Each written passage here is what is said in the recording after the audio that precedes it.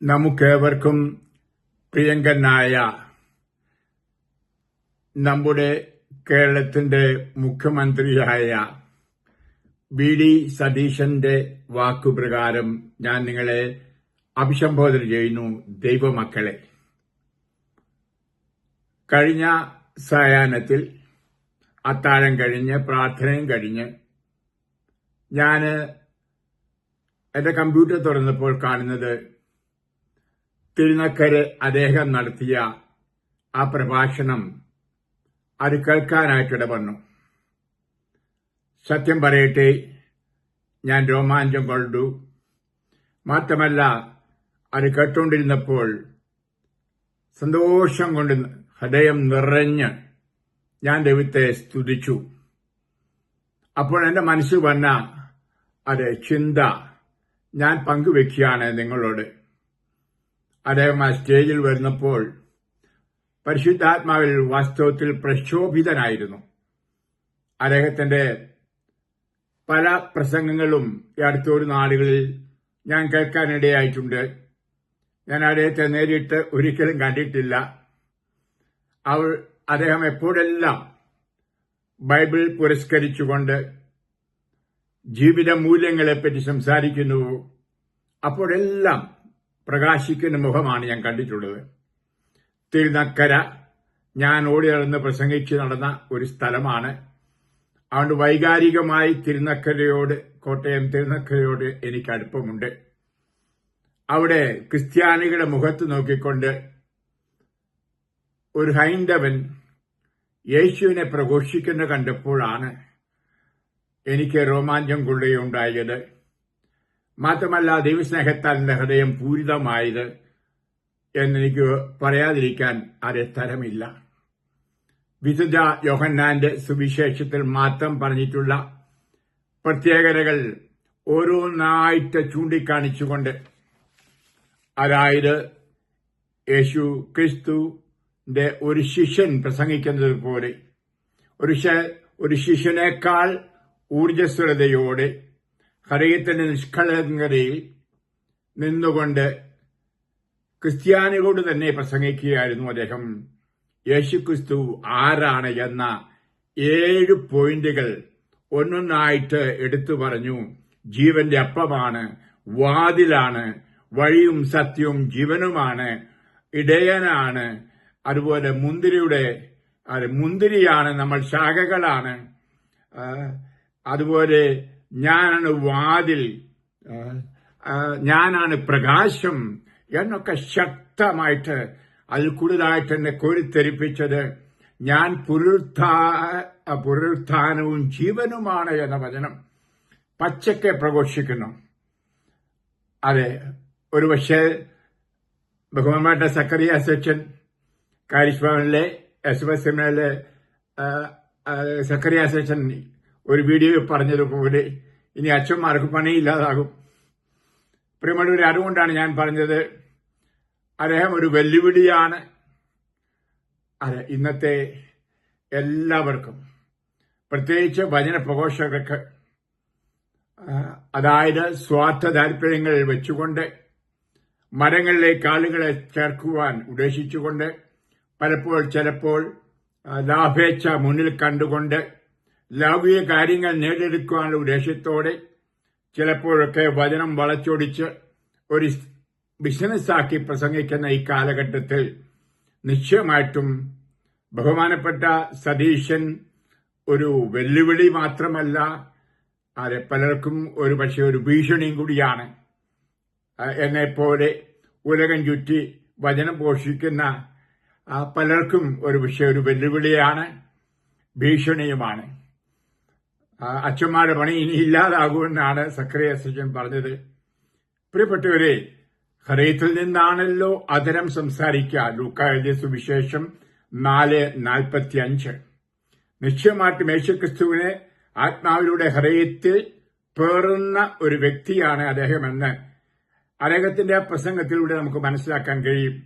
ഇവിടെ മാത്രമല്ല, വേറെ പല സ്ഥലങ്ങളിലും അദ്ദേഹം പ്രസംഗിച്ചപ്പോൾ അദ്ദേഹം എടുത്തു പറഞ്ഞ ഒരു വചനം നിങ്ങൾ മറക്കരുത്. ലോകത്തിൽ ഒരു പ്രത്യയ ശാസ്ത്രമോ ഒരു വ്യക്തിയോ ഇല്ല യേശുവിന്റെ ആദർശങ്ങൾ സ്വാധീനിക്കാത്തവർ. അതെ, യേശുവിന്റെ ആ സ്വാധീനം കഴിഞ്ഞ 2000-ലധികം വർഷമായിട്ട് എല്ലാ വ്യക്തികളിലും, എല്ലാ സമുദായങ്ങളിലും, എല്ലാ മതങ്ങളിലും, എല്ലാ പ്രത്യാശ സംഹിതകളിലും ഉണ്ട് എന്നുള്ളത് സത്യമാണ്.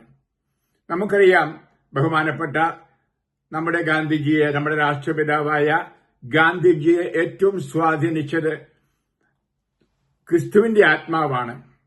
ഞാനൊരു വീഡിയോ ഇറക്കിയത് നിങ്ങൾ ഒരു വിഷയം ശ്രദ്ധിച്ചു കാണുമായിരിക്കും. ഭാവിയിൽ ഭാരതത്തെ നയിക്കുന്നത് യേശുവിന്റെ ആത്മാവായിരിക്കുമെന്ന്. അതിന്റെ ഒരു വലിയ ഉദാഹരണമാണ്, ഒരു വലിയ മാതൃകയാണ് നമ്മുടെ മുഖ്യമന്ത്രിയായ സതീശനിൽ കാണുന്നത്. എനിക്കറിയാം, ആയിരക്കണക്കിന് ലക്ഷക്കണക്കിന് ആളുകൾ യേശുവിന്റെ ആത്മാവിനാൽ നിറഞ്ഞ് പ്രസരിച്ച് ആത്മാവിനെ ഉൾക്കൊണ്ട് അവനിലായിരിക്കുന്നത്, ആ സ്ഥിതിയിലായിരിക്കുന്നത്. ഒരു മരത്തിലല്ല.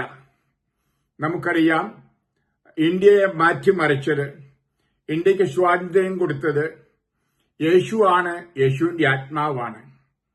കാരണം യേശുവിന്റെ വിമോചനത്തിന്റെ സത്വാർത്തയാണ് ഗാന്ധിജിയെ ഏറ്റവും സ്വാധീനിച്ചത്.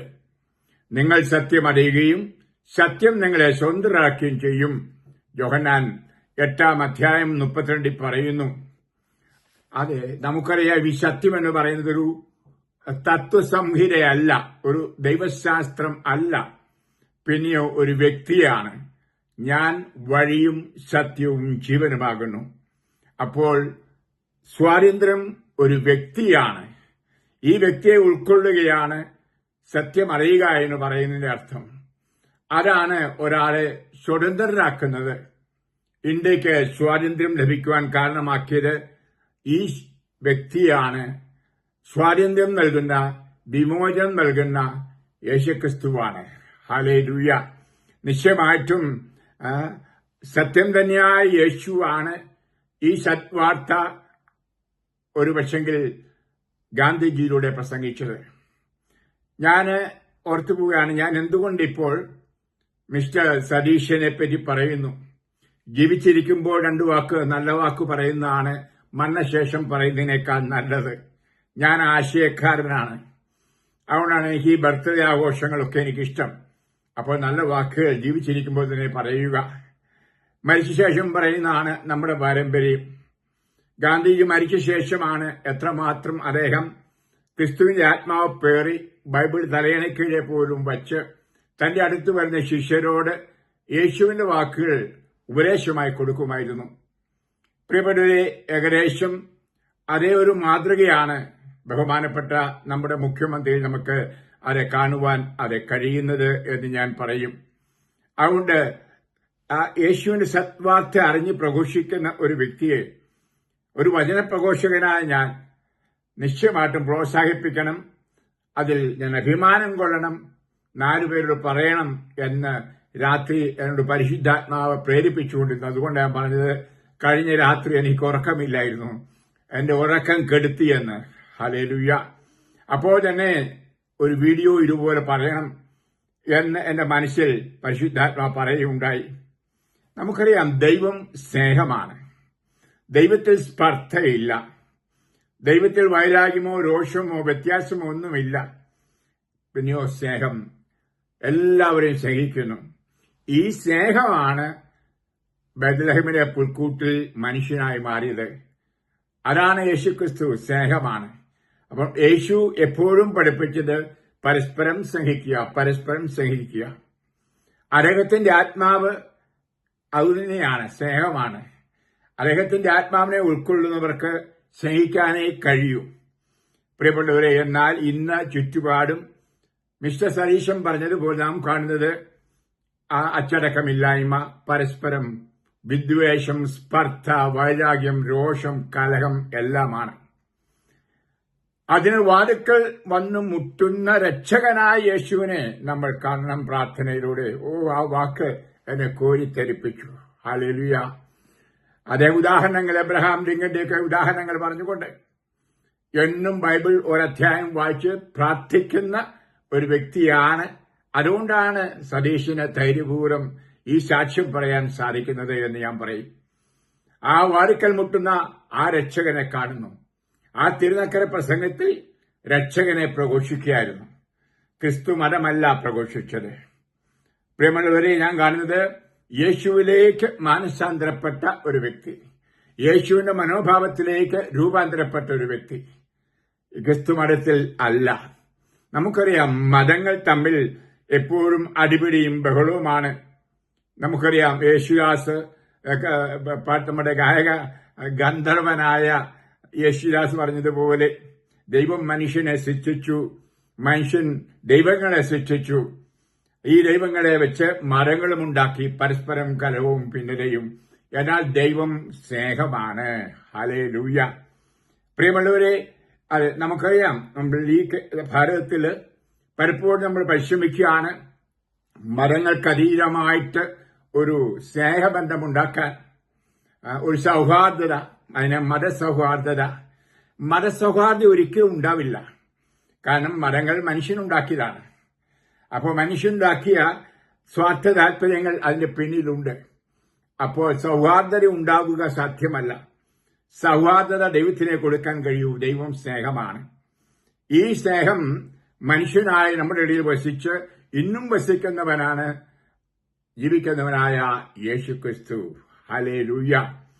അപ്പോൾ ഞാന് സതീശന്റെ വചനങ്ങൾ കേട്ടപ്പോൾ എന്റെ മനസ്സുകൊണ്ട് ചിന്ത ഇതൊക്കെയായിരുന്നു. ഇന്ന് നമുക്ക് ആവശ്യം ഇതാണ്. ആത്മാവിനാൽ നിറഞ്ഞ്, യേശുവിന്റെ ആത്മാവിനാൽ നിറഞ്ഞ് സ്നേഹമുള്ളവരായിത്തീരുക എന്ന്. ഇവിടെ അദ്ദേഹം പറഞ്ഞ ആ വചനം, യേശുക്രിസ്തു ഒരിക്കലും മതം സ്ഥാപിച്ചില്ല. സതീശൻ പറഞ്ഞല്ല, ഞാൻ പറയുകയാണ്. എന്നാൽ അദ്ദേഹം പറഞ്ഞു, യേശു മുന്തിരിയും നമ്മൾ ശാഖകളുമാണ് എന്ന്. യേശു പറഞ്ഞ കാര്യം എടുത്തു പറഞ്ഞു. അതിന്റെ അർത്ഥം നമുക്കറിയാം, യേശുവുമായ ഒരു അഭേദ്യ ബന്ധം. അത് യേശു തന്നെ പറഞ്ഞു, നിങ്ങൾ ഓരോരുത്തരും എന്നിൽ വിശ്വസിച്ച് എന്നിലായിരിക്കുന്നവർ എന്റെ ശരീരത്തിന്റെ ഭാഗമാണ്. അതാണല്ലോ നമ്മൾ വായിക്കുന്നതും 1 കൊരിന്ത്യർ അധ്യായം 12:27.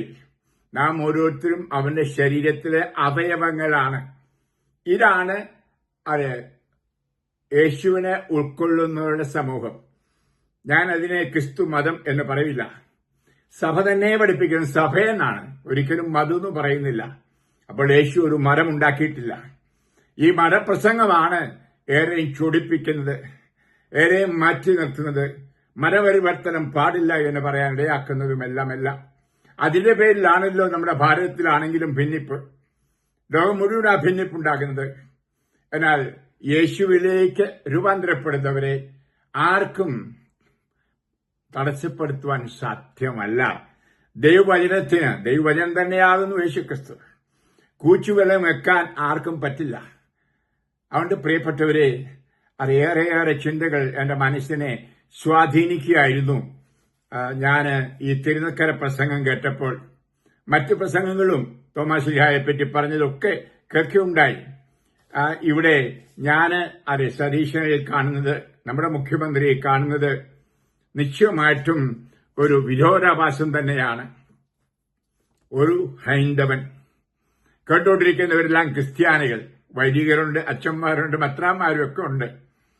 അപ്പോൾ ഇന്ന് ക്രിസ്ത്യാനികൾക്ക് ഹൈന്ദവർ തന്നെ, അഥവാ മറ്റു മതത്തിൽപ്പെട്ടവർ, മറ്റു വിശ്വാസത്തിൽപ്പെട്ടവർ വചനം പ്രഘോഷിക്കുന്ന ഒരു കാലഘട്ടം. പ്രിയപ്പെട്ടവരെ, നമ്മുടെ ദൈവത്തിന്റെ കാരുണ്യാതിരേകം കൊണ്ട് ഉയരത്തിൽ നിന്നുള്ള ഉദയരശ്മി നമ്മൾ ദർശിക്കുമ്പോൾ, ആ ഉദയരശ്മി യേശുക്രിസ്തുവാൻ നമുക്കറിയാം, സന്ദർശിക്കുമ്പോൾ ഇരുളിലും മരണത്തിന് നിഴലിലും ഇരിക്കുന്നവർക്ക് പ്രകാശം വീശും, സമാധാനത്തിന്റെ മാർഗത്തെ നയിക്കുകയും ചെയ്യും. ലൂക്ക 1:79 നമ്മൾ വായിക്കുന്നു. ഒരു മുഖ്യമന്ത്രിയായി സത്യപ്രതിജ്ഞ ചെയ്തപ്പോൾ അദ്ദേഹം അനുസ്മരിച്ചത് അതാണ്. ദൈവ നിയോഗത്താൽ. ഹല്ലേലൂയ. ദൈവമാണ് നിയോഗിച്ചത്, കോൺഗ്രസ് പാർട്ടിയല്ല, അല്ലെങ്കിൽ ഏതെങ്കിലും മതമല്ല, ഏതെങ്കിലും പ്രത്യയശാസ്ത്രവുമല്ല. പിന്നെ ദൈവമാണ് എന്നെ മുഖ്യമന്ത്രിയാക്കിയത്. എത്ര ആഴമായ ദൈവിക ചിന്തയാണ് പങ്കുവച്ചത്. എല്ലാവരുടെയും മുമ്പിൽ യാതൊരു ഭയവും കൂടാതെ, യാതൊരു വിട്ടുവീഴ്ചയുമില്ലാതെ ആ ധൈര്യമോർത്ത് ഞാൻ കർത്താവിനെ സ്തുതിക്കുകയാണ്. അന്ന് അദ്ദേഹം പറഞ്ഞതും ഇതാണ്: പാവപ്പെട്ടവരെ, പാർശ്വവൽക്കരിക്കപ്പെട്ടവരെ സഹായിക്കുവാനും അവരുടെ സടി നിന്നുകൊണ്ട് അവരുടെ നീതിക്ക് വേണ്ടി പോരാടാനും, അതെല്ലാം ആ ഉദയ രശ്മിയായ യേശുവിന്റെ ആ ഉപദേശങ്ങൾ അഥവാ യേശുവിൽ നിന്ന് ലഭിച്ച മാർഗനിർദ്ദേശങ്ങൾ, മൂല്യങ്ങൾ ആണ് ഇന്ന് അദ്ദേഹവും പ്രസംഗിക്കുന്നതും തന്റെ ജീവിതത്തിൽ പ്രാവർത്തികമാക്കുന്നതും. നമ്മൾ അദ്ദേഹത്തിനോട് പ്രാർത്ഥിക്കണമേറെ. ലോകത്തിന്റെ പ്രകാശമായി വന്ന യേശു പലരിലൂടെ ഇന്ന് പ്രകാശിക്കേണ്ടിയിരിക്കുന്നു. നമുക്കറിയാം, ഇന്ന് സതീശനിലൂടെ ആ പ്രകാശം ഏറെപ്പേരുടെ ഹൃദയത്തിലേക്ക് വീശുകയാണ്. അദ്ദേഹം ഒരു വിളക്കാണ് എന്ന് ഞാൻ പറയും. വിളക്ക് പറയും കീഴിൽ വയ്ക്കാനുള്ളതല്ല, പിന്നെയോ ദീപപീഠത്തിൽ വയ്ക്കണം.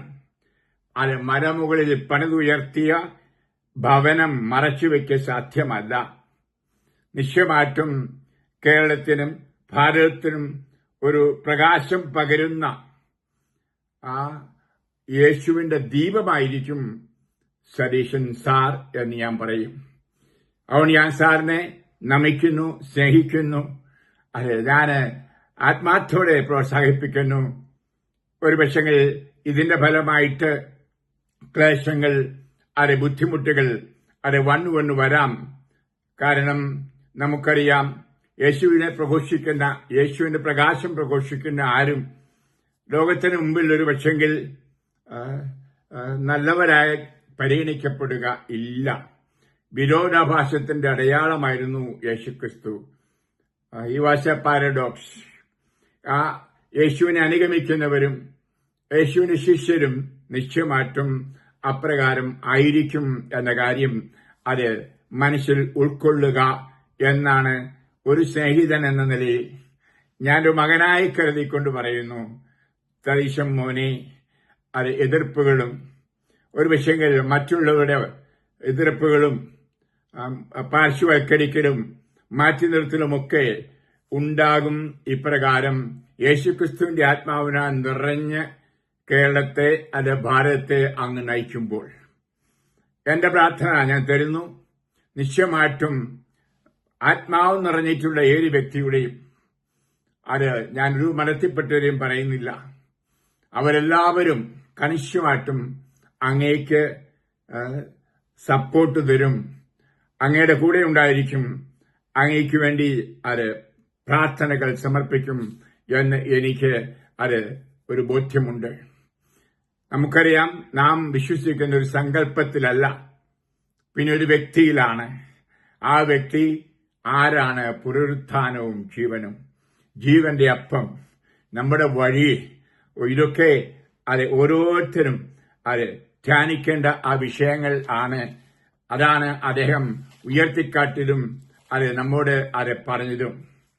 നമുക്കറിയാം, അപ്രകാരം വിമോചനത്തിന്റെ ആ ദൗത്യം നടത്തിക്കൊണ്ടു പോകുമ്പോൾ യേശുവിനുണ്ടായ അനുഭവങ്ങൾ തന്നെ ഒരുപക്ഷെ ശിഷ്യരായിത്തീർന്ന എല്ലാവർക്കും ഉണ്ടാകുന്നു. ഇന്ന് പ്രിയപ്പെട്ട സതീശൻ സാറെ, ഞങ്ങളുടെ മുഖ്യമന്ത്രിയെ സ്നേഹപൂർവ്വം ആദരിക്കുന്നു, ഞാൻ ബഹുമാനിക്കുന്നു, കാണാനായിട്ട് ആകാംക്ഷയോടെ കാത്തിരിക്കുന്നു. എന്തെങ്കിലും നാട്ടിൽ വരുമ്പോൾ കാണാമെന്ന പ്രത്യാശ എനിക്കുണ്ട്. പ്രിയപ്പെട്ടവർ, ഈ അവസരത്തിൽ പ്രിയ ക്രൈസ്തവരെ, നമ്മൾ നമ്മോട് തന്നെ നെഞ്ചത്ത് കൈവച്ച് ചോദിക്കണം, ആ വചനം പ്രഘോഷിക്കാനുള്ള ഈ ആത്മാർത്ഥത നമുക്കുണ്ടോ? ഈ ധൈര്യം നമുക്കുണ്ടോ? എന്താണ് നമ്മുടെ വചനപ്രഘോഷത്തിന്റെ ഉദ്ദേശം?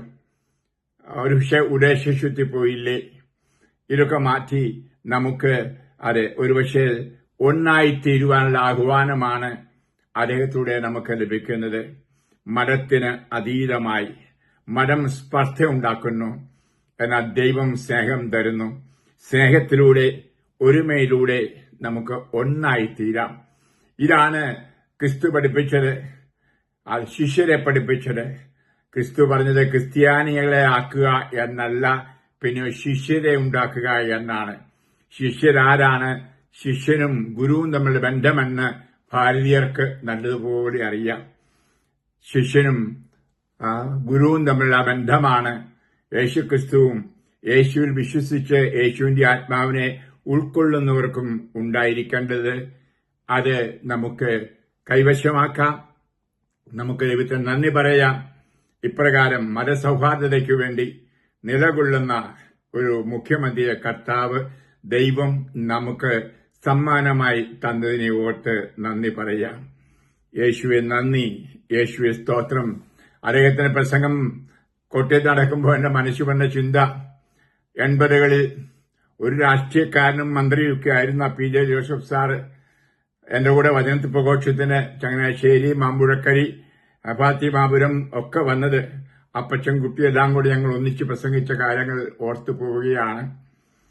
അശേൽ PJ ജോസഫ് സാർ ഒരു ക്രിസ്ത്യാനിയായിരുന്നു. എന്നാൽ ഒരു ക്രിസ്ത്യാനി അല്ലാത്ത വ്യക്തി, ഒരു ഹൈന്ദവൻ, തന്റെ അധരങ്ങളിലൂടെ ജീവിക്കുന്ന ആ ദൈവത്തിന്റെ മൊഴികൾ നമുക്ക് പകർന്നു തരുന്നു. അത് അതിശയത്തോടെ ദൈവത്തെ സ്തുതിക്കാം, ദൈവത്തെ മഹത്വപ്പെടുത്താം. അദ്ദേഹം തിരുനക്കര പ്രസംഗം ആരംഭിച്ചപ്പോഴും എന്നെ ഇവിടെ ക്ഷണിച്ചതിന്, നിങ്ങളോട് സംസാരിക്കാൻ അവസരം കിട്ടിയതിന് ദൈവത്തെ മഹത്വപ്പെടുത്തുന്നു, സ്തുതിക്കുന്നു എന്ന് പറഞ്ഞുകൊണ്ടാണ് ആരംഭിച്ചത്. ദൈവമക്കളെ എന്ന് വിളിച്ചുകൊണ്ടുമാണ് അദ്ദേഹം തന്റെ വചന ശുശ്രൂഷ ആരംഭിച്ചത്. പ്രിയപ്പെട്ടവരെ, നമുക്ക് രാഷ്ട്രീയത്തിന് അതീതമായിട്ട്, മതാത്മക ചിന്തകൾക്കതീതമായിട്ട് ദൈവീയ ചിന്തകളിൽ കടന്നു വന്ന് സ്നേഹമാകുന്ന ദൈവത്തിൽ ഒന്നാകാം, മുന്നോട്ടു പോകാം ധൈര്യപൂർവ്വം.